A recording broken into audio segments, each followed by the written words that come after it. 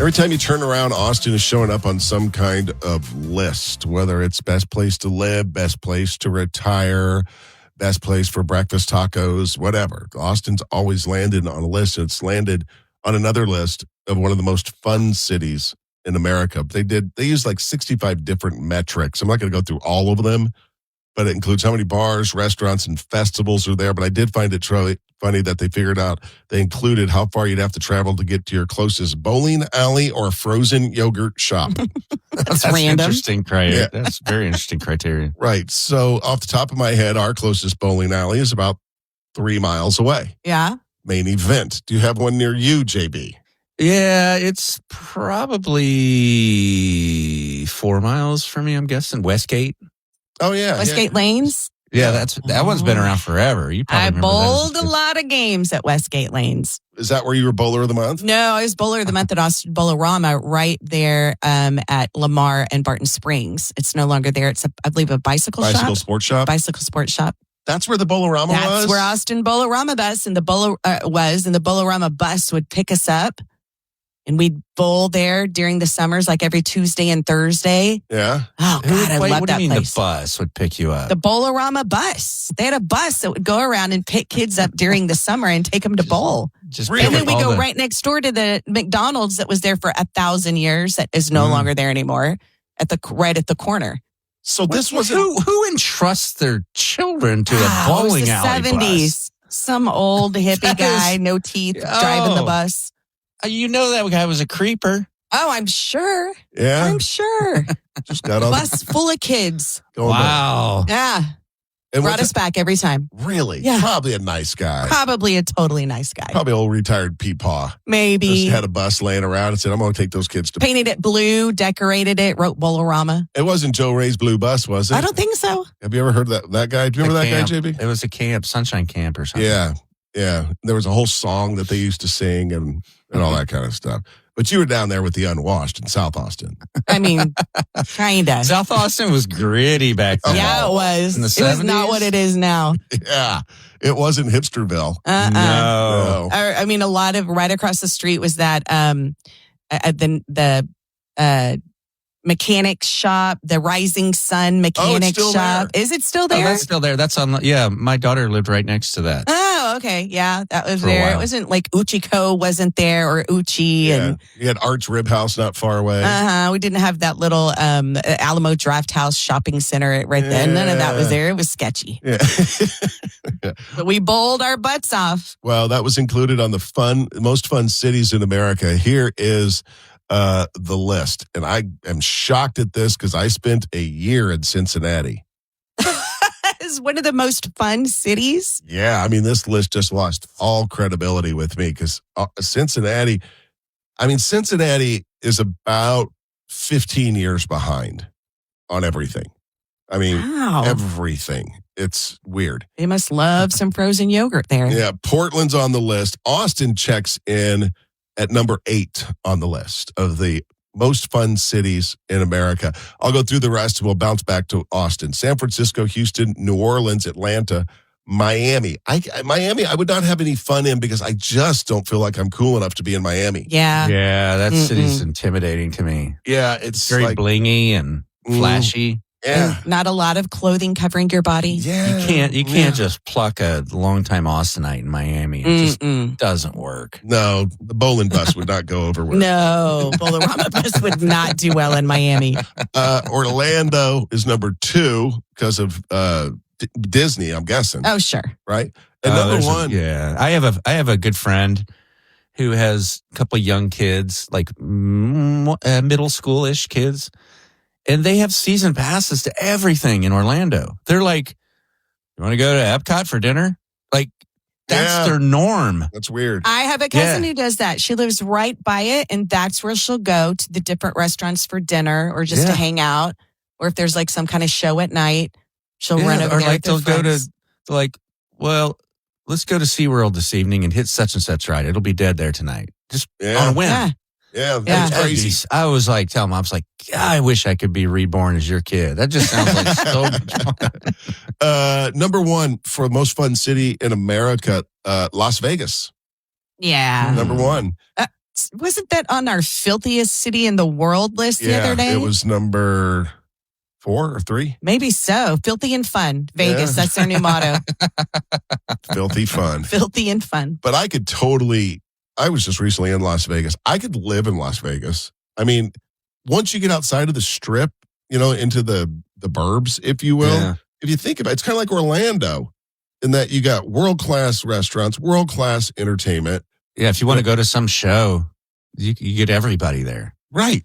Yeah, I just was catching up with a friend who just moved there, and he lives in the Arts District, is what he called it. Uh-huh. I don't know exactly where that is because I've only gone there and done like the strip stuff, But he loves it. He says it's great. Got a friend lives in Summerlin, which is, 15 minutes outside of Las Vegas. And I was visiting. I was at his house once. He goes, it's great because all you should do is get in the shower and get dressed and go to Vegas. You're there. So it's super easy. It's the greatest thing ever. Kind of affordable too, right? Compared to Austin, I'm guessing. Yeah, because their housing market was really on fire years ago, but kind of cooled off. Now let's get back to Austin. This is funny. Most fun city in America, 2025, number 8 on the list. Let me tell you this. If you think Austin is fun in 2025, you should have been here in 1998. Yeah. Yep. Because it was a different animal back. And then the older people than us are going, you should have been here in 78. Right. Yeah, right? You're right. Yeah. So Austin's still a fun town. There's no way they're having as much fun now, though. They're different. As back then. Because now everything is on camera, and you have to be careful. And I mean, the whole nightlife and going down to bars, everybody, this generation eats dinner early. Yeah. They have fitness Saturday morning meetups. They're not drinking as much alcohol. You know what I mean? I'm not saying they have to drink alcohol to have fun. I'm just saying that was the culture back in the day. You feel like any of them are ducking out of work early and just going and hanging on the lake? God. Just hang on the lake all day? Nobody can top that. JB, back in the early 2000s, around the time I think that I started dating Sandy, I had this job, and my 2 best girlfriends, Brittany and Jennifer, one of us would call the other 2 up and go, hey, you guys want to meet out on the lake? Let's go hang out on the lake. One of us had a boat. And we're like, all right, it'd be 1:00 in the afternoon, and I would just get up and leave work and just be gone for the rest of the day. I did it all summer long. Never one time got asked where I was, never got in trouble. My work was always done, but I would just literally get up and leave. So fun. The most fun summer of my life. Just hanging out on we did that. Sandy, you and I did that a few times where I had my father-in-law's boat for a while. That Moomba. Yeah, and yeah. I'd pull it to work. Yep. Because you knew what you were doing after. And then we'd go jump on the lake right after work. Just drive right up 360, drop it in the water. And this was in the late 90s was the heyday. It seems so obnoxious now. But just trust me, it was a thing.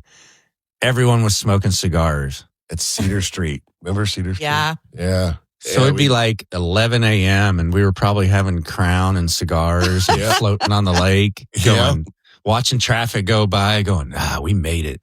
And we used to love it. You'd love to hear a traffic report on the radio when you're sitting on the lake. Yeah. Mopac's backed up for 8 hours between you're Slaughter lighting your cigar. 22. We're out there. And that was back in 98 when, honestly, we could go an hour without seeing another boat. On Lake Austin. Now it's such a busy lake. Yeah. I remember the first time I ever got in Lake Austin. So cold. I didn't know it was so cold. So cold. I had especially clue. up the lake. Yeah. So Austin, number 8 on the list of fun cities. That's great. And it's all the festivals. There's always something to do here. Yeah.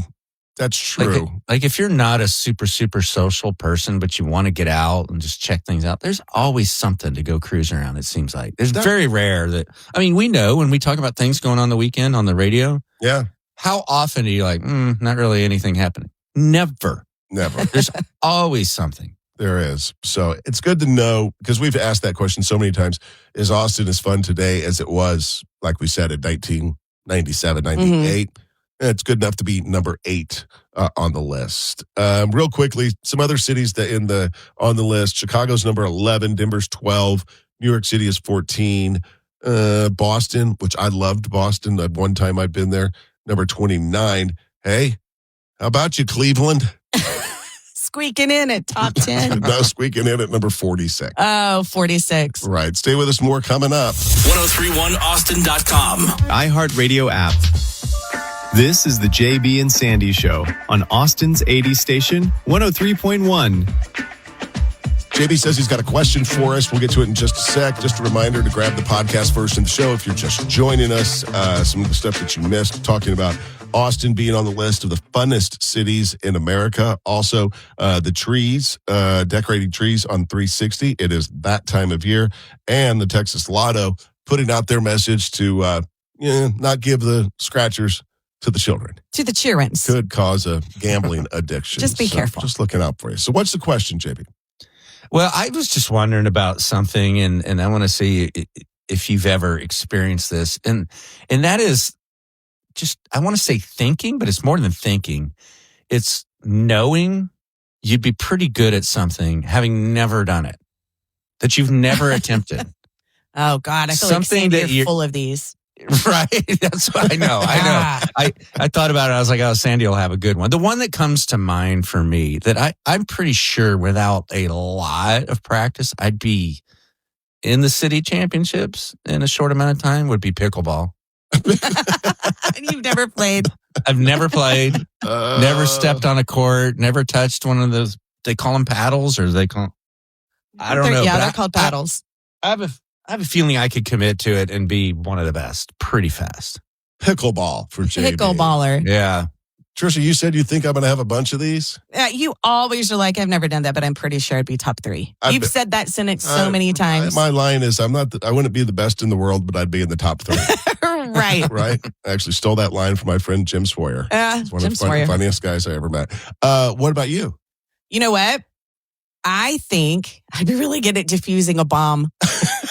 I really do. I've seen all the action movies. It's red wire, blue wire, black wire. You don't cross them. You have to do them in a certain order. I think I'd kill it diffusing a bomb. What about the yellow wire? Not all of them have yellow wires. I would be cutting with confidence based on all of my movie watching experience. Well, I've got the first one that came to my mind. I'm going to have to build up my courage to say.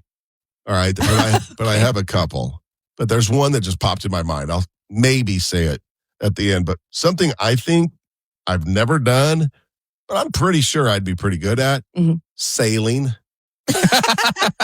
What? Sailing. Yeah, I think I'd be really good at sailing. Why do you laugh?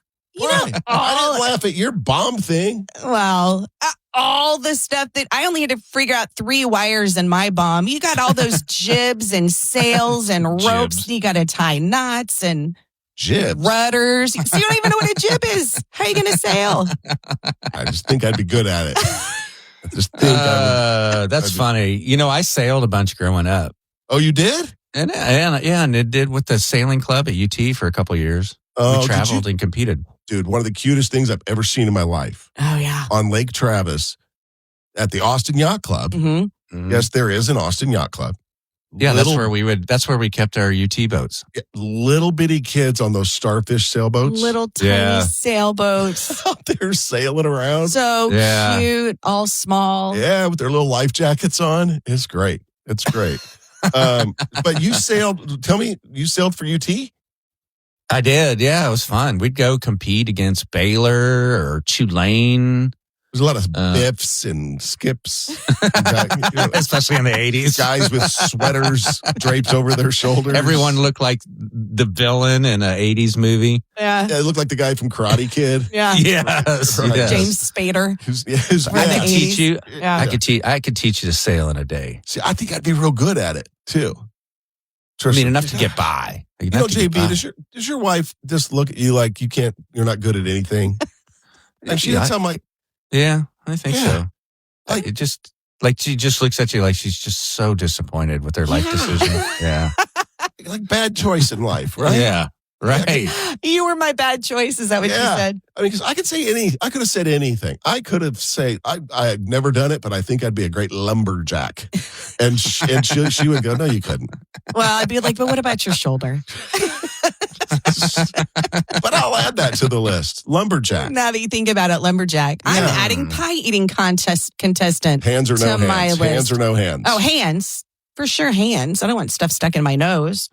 You don't have a pie eating contest with hands. What? Never have I seen Well, then I'm it. out. No? You Not would an just animal. stick your face in it? The only way you can have a pie eating contest is with your hands tied behind your back. That's the only way I've ever seen it. I thought it was just an amount of pie. Well, then why isn't like the hot dog eating contest handsless? Look, I didn't invent the eating contest rules. I don't know. I just know that every pie eating contest I've ever seen is hands behind the back and face in the pie. Because that way it makes great photos because you got pie all over your face. Yeah. So, like I said, I didn't I'm make the looking it rules. up right now because now I might have to change my answer. JB, do you have another one you think you'd be pretty good at? I think I'd be a pretty good youth sports coach and you know me, I don't know any youth sports. Right. But I could just you jump could do in it. there. Just I jump could in figure there. it out. How hard can Yeah. it be? How Danny, you hard said you can thought it you'd be good at landing a plane. Oh, I could land an airplane. Jeez. Yeah. I with could land a plane. with no experience whatsoever. No, I could Just figure it out. logic. Yeah, just natural. I'm a natural. All those levers and buttons. Yeah. You think you'll just It all logically it's know like, what to push. Like Mozart never had a lesson. He could just play, Yeah. right? That's how I would be in an airplane. But the one, okay, this will probably wrap it up because you guys are going to, something I've never done that I'm pretty sure I'd be really good at. Porn.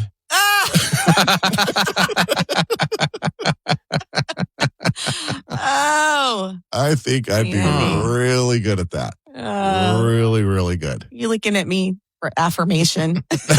No, I'm not.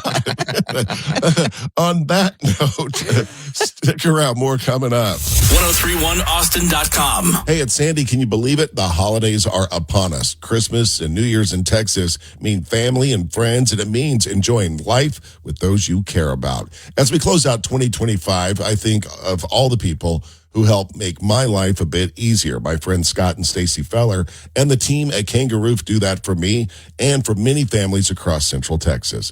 Kangaroof handles all my roofing needs. When you work with Kangaroof, you can always count on great service, fair pricing, and peace of mind. Quality, honest work. Their teams will come to your house, inspect the roof, and tell you exactly what you do and don't need. If your roof needs repair, they'll tell you. If you're in good shape, they'll tell you that too. Might sound a little old-fashioned. It might sound like the Texas way. Whatever you call it, Kangaroof does it the right way. So the next time you think about your roof, call my friends Scott and Stacy Feller at Kangaroof. Find them online at callkangaroof.com. You'll be glad you did. You know, in life, sometimes you just tolerate things that you don't like just because the battle's not worth it. You're not going to die on that hill. You know, that's something I always try to teach my daughter. It's like, you're going to die on this hill. Is this the fight you really want to fight? Because if it is, okay, I got your back. But think about that for a minute. Do you really want to die on this hill? And Trisha yesterday reminded me of one of those things. I'm just not going to fight it. I'm just going to do it, but I hate it. And that is, I got Trisha's Amazon Christmas list yesterday. Here you go. Buy this for me for Christmas. Here's what I want. It's just so Like she printed it out? No, are you kidding me? She just sent me a link.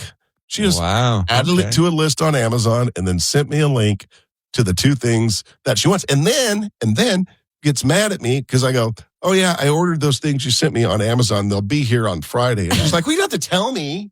You could have a little bit of magic involved in it. I'm like, what? Are you just going to give them to me when they're delivered? You being that practical? She wanted to be surprised, but yet she would have been disappointed if you didn't get her exactly what she sent you to get her. Exactly. Sandy, can I ask you a question? At any point, have you asked me, is there anything you'd like to have for Christmas?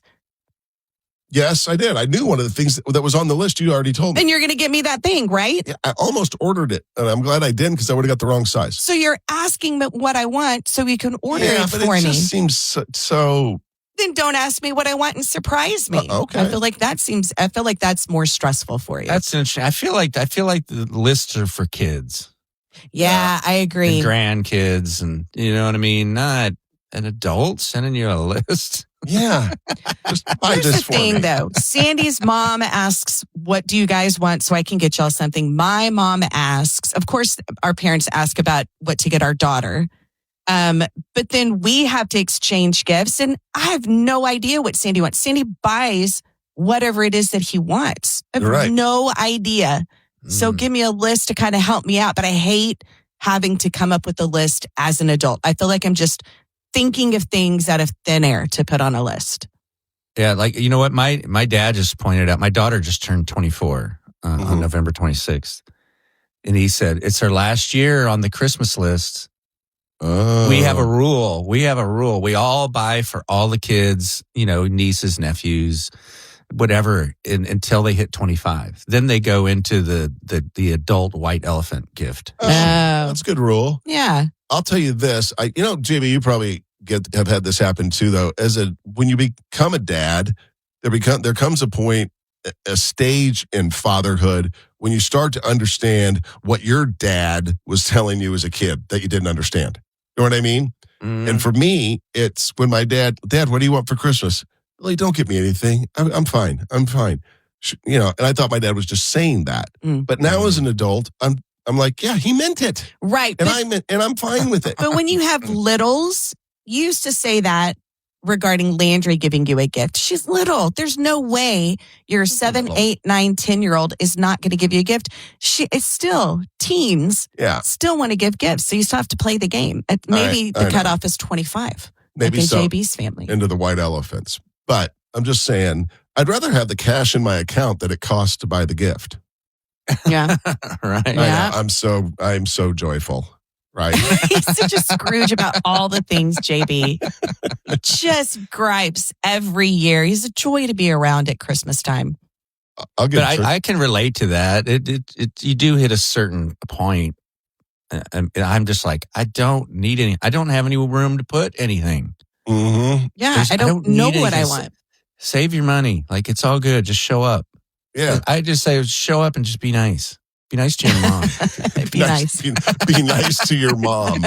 You'd be like, bring me some scratchers and we'll call it even. Right. It's a scratcher Isn't Christmas. that the key to everything in a family? Yeah. Oh, my God. Be nice to mom and this will all be fine. Trust me. Yeah. Because if mama ain't happy, nobody happy. Nobody's happy. No, because she's at on her last nerve. She's at at the end of her rope. Yep. Trying to think of some of the other moms things. God, they just pushing it. My mom, about the nerve thing, my mom, she would say, when I got up this morning, I got one nerve left, and damn it if you didn't just get on it. It's like a bunch of momisms. But I always tell Landry, I'm like, look, let's just keep mom happy. Let's just not. And the joke between us is don't poke the bear. Right. Because you too, God, it's like you look up on the internet, what could I do to piss my mom off or my wife off today? I swear. Because your mom will go, I'm not mad. I'm just disappointed. Mm-hmm. Tell them what your mom said one time when you threatened to call Child Protective Services. This is the best one. Oh, I've told this story before. I don't know. I was probably 8, 9 years old. And my mom believed in corporal punishment. And she was a spanker. And I was getting one day and I busted loose and I made it to the phone. And I said, I'm calling Child Protective Services. And she looks me right in the eye and she goes, you go right ahead. You'll be dead before they get here. Apple. Sweet apple. That's my mom. Well, that's it. Do us a solid and copy and paste the link to this episode and send it to a friend or two. Thanks for listening.